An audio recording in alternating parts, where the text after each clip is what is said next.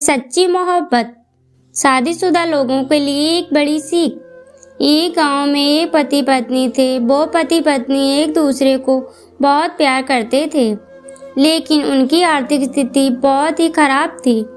मगर वो पति पत्नी एक दूसरे का बहुत ही ख्याल रखते थे।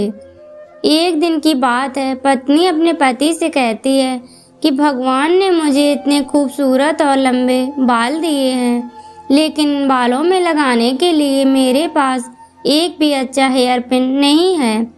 क्या तुम मुझे हेयर पिन लाकर दोगे?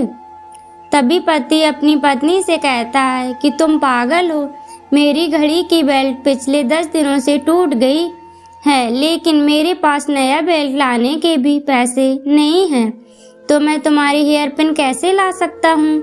अगले दिन जब पति अपने काम से घर आ रहा था तो उसे रास्ते में एक घड़ी की दुकान दिखी, तो उसने अपने बिना बेल्ट वाली घड़ी को बेच दिया और जो भी पैसे मिले उन पैसों से वो कटलरी की दुकान पर पहुंचा और अपनी पत्नी के लिए एक सुंदर हेयर पिन खरीद ली और उसे लाकर वो अपने घर की ओर चलने लगा।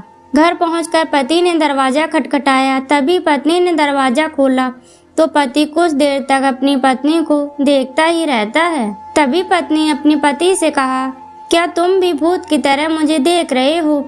तभी पति बस इतना ही कह सका कि तुम्हारे लंबे बाल कहाँ गए। तब पत्नी ने कहा कि मैंने अपने बाल कटवा दिए और बेच डाले, और जो पैसे मिले उनसे मैं आपकी घड़ी के लिए ये खूबसूरत बेल्ट लेकर आई हूँ। और पत्नी ने वो बेल्ट अपने पति के हाथ में रख दिया। तो पति ने पत्नी से कहा कि मैं इस बेल्ट का क्या करूँ? मेरे पास जो बिना बेल्ट वाली घड़ी थी उसको मैंने बेच दी, और जो पैसे मिले उनसे मैं तुम्हारे लिए ये सुंदर हेयर पिन लेकर आया हूँ। एक दूसरे के लिए बेशुमार प्यार को देखकर दोनों में एक दूसरे को प्यार से गले लगा लिया। दोस्तों, इसे कहते हैं सच्चा प्यार। दोस्तों, हमें इस कहानी से यही सीख मिलती है, अपने जीवन में एक बात हमेशा याद रखनी चाहिए कि रिश्तों को बनाए रखने और विकसित करने के लिए हमें यह नहीं सोचना चाहिए कि दूसरा व्यक्ति मेरे लिए क्या करता है, बल्कि ये सोचना चाहिए कि मैं उसके लिए क्या करता हूँ। किसी को पाना प्रेम नहीं है, बल्कि खुद को खो देना प्रेम है। यानी कि प्रेम एक समर्पण है। प्रेम ही एक ऐसा धागा है जो पूरी दुनिया को आपस में जोड़कर रखता है।